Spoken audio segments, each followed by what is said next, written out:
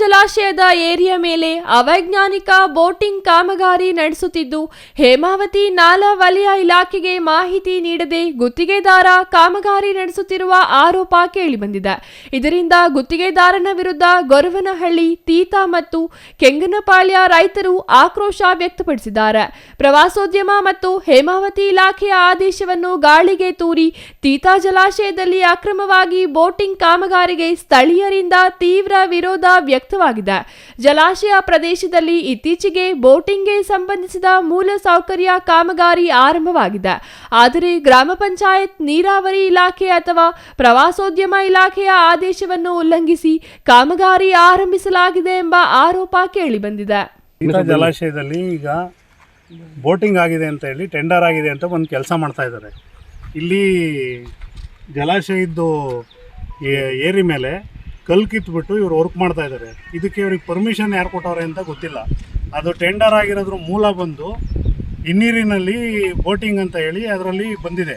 ಆದರೆ ಇವ್ರು ನೋಡಿದ್ರೆ ಬಂದು ಏರಿ ಮೇಲೇ ಡೈರೆಕ್ಟಾಗಿ ಕಲ್ಲು ಕಿತ್ತು ಕೆಲಸ ಮಾಡ್ತಾ ಇದ್ದಾರೆ. ಇಲ್ಲೇನಾದ್ರು ಹೆಚ್ಚು ಕಡಿಮೆ ಆದರೆ ಇದಕ್ಕೆ ಯಾರು ಹೊಣೆ?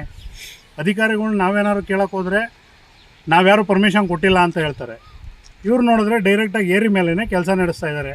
ವಿದ್ಯುತ್ ಕಂಬದಿಂದ ಲೈನ್ ಎಳ್ಕೊಂಡು ನೀರಿನ ಮೇಲೆ ಯಾವುದೇ ರೀತಿಯಾದಂಥ ಒಂದು ಸೇಫ್ಟಿನೂ ಇಲ್ದಂಗೆ ಕೆಲಸ ಮಾಡ್ತಾವ್ರೆ. ಇವರು ಅದನ್ನೇನಾದ್ರು ಪ್ರಶ್ನೆ ಮಾಡೋಕೆ ಹೋದರೆ ನಮ್ಮನ್ನೇ ವಿಡಿಯೋ ಮಾಡಿ ನಮ್ಮನ್ನೇ ಎದುರಿಸಕ್ಕೆ ಬರ್ತಾರೆ. ಸರ್ಕಾರಿ ಅಧಿಕಾರಿಗಳ ಗಮನಕ್ಕೆ ತಾರದೆ ಡ್ಯಾಂನಲ್ಲಿ ಕಾಮಗಾರಿ ನಡೆಸುವುದು ಕಾನೂನು ಬಾಹಿರ ಎಂದು ಸ್ಥಳೀಯರು ಆಕ್ರೋಶ ವ್ಯಕ್ತಪಡಿಸಿದ್ದಾರೆ. ತೀತಾ ಜಲಾಶಯದ ಏರಿಯಾ ಮೇಲೆ ಸಾರ್ವಜನಿಕರು ಮತ್ತು ರೈತರಿಗೆ ಪ್ರವೇಶ ನಿಷೇಧವಿದೆ. ಆದರೆ ಅದೇ ಸ್ಥಳದಲ್ಲೇ ಜಿಲ್ಲಾಧಿಕಾರಿ ಕಾಮಗಾರಿ ನಡೆಸಲು ಸೂಚಿಸಿದ್ದಾರೆ ಎನ್ನುವುದು ಗುತ್ತಿಗೆದಾರನ ಸ್ಪಷ್ಟನೆಯಾಗಿದೆ. ಆತಂಕಕಾರಿ ವಿಷಯವೆಂದರೆ ಕಾಮಗಾರಿಯಲ್ಲಿ ತೊಡಗಿರುವ ಕಾರ್ಮಿಕರ ಸುರಕ್ಷತೆ. ಡ್ಯಾಂ ಅಂಚಿನಲ್ಲಿ ನೀರಿರುವ ಸೂಕ್ಷ್ಮ ಪ್ರದೇಶದಲ್ಲಿ ಕಾಮಗಾರಿ ನಡೆಯುತ್ತಿದ್ದರೂ ಕಾರ್ಮಿಕರಿಗೆ helmet, life jacket, safety gloves, safety shoe ಸೇರಿದಂತೆ ಯಾವುದೇ ಮುಂಜಾಗ್ರತಾ ಕ್ರಮದ ರಕ್ಷಣಾ ಸಾಧನೆಗಳನ್ನು ನೀಡಲಾಗುತ್ತಿಲ್ಲ. ಇದರ ಜೊತೆ ಬಾಲ್ಯ ಕಾರ್ಮಿಕನ ಬಳಕೆ ಕೇಳೋರೇ ಇಲ್ಲವಾಗಿದ್ದಾರೆ. ನಾವು ಈಗ ಜಲಕ್ರೀಡೆ ಬಗ್ಗೆ ಟೆಂಡರ್ ಕರೆದಿದ್ರೆ ಟೆಂಡರು ನಾವು ಹಾಕಿದ್ವಿ. ನಾವು ಹಾಕಿದ್ರೆ ನಮಗೆ ದಾಖಲೆ ಏನು ಪರಿಶೀಲನೆ ಮಾಡದೆ ನಿಮ್ಮದು ರಿಜೆಕ್ಟ್ ಆಗೈತೆ, ದಾಖಲೆ ಸರಿ ಇಲ್ಲ ಅಂತ ಹೇಳಿದ್ರು ಅವರು. ಆಯ್ತು ಸರ್, ನಮ್ದೇನು ದಾಖಲೆ ಸರಿ ಇಲ್ಲ ಕೊಡಿ ಅಂತ ಕೇಳೋ ಹೊತ್ತಿಗೆ ಅವರು ನಮ್ಗೆ ಇಂಥವ್ರಿಗೆ ಏನೂ ರೆಸ್ಪಾನ್ಸ್ ಮಾಡಿಲ್ಲ.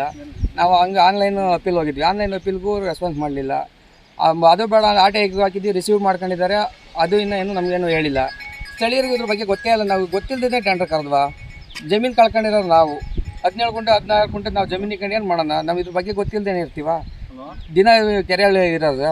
ಇವ್ರು ಹೇಳ್ತಾರೆ ನಮ್ಗೆ ಅಲ್ಲಿ DC ಮೇಡಮ್ ಅವ್ರು ಹೇಳೋರೆ ಪರ್ಮಿಷನ್ ತಗೊಂಡಿದ್ದೀವಿ ಅಂತ. ಪರ್ಮಿಷನ್ ಅಂತ ನಾವು ಓಡಾಡೋಕ್ಕೂ ಬಿಡಲ್ಲ. ನಮ್ಮ ಜಮೀನ ನಾವು ಮಣ್ಣು ತುಂಬ್ಕೊಳಕ್ಕೆ ಕೆರೆ ಮಗ್ಲಾಗೆ ಬಿಡಲಿದ್ದರು. ಏನಿಗೆ ಗಾಡಿಗಳು ಹಾಕ್ಬಿಟ್ರು. ನಿನ್ನೆ ಟ್ಯಾಟ್ರಿಗೆ ಸಿಮೆಂಟ್ ಇಟ್ಟಿಗೆ ತುಂಬ್ಕೊಂಡು ಟ್ಯಾಟ್ರಿ ಹಾಕ್ಬಿಟ್ರು.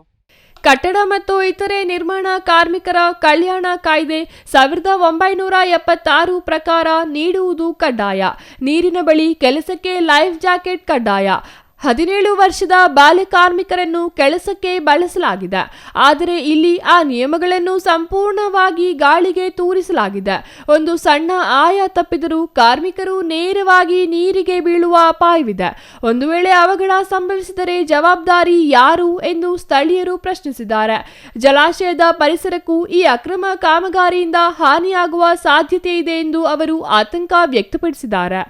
Satish S, CTV news, Koratagere.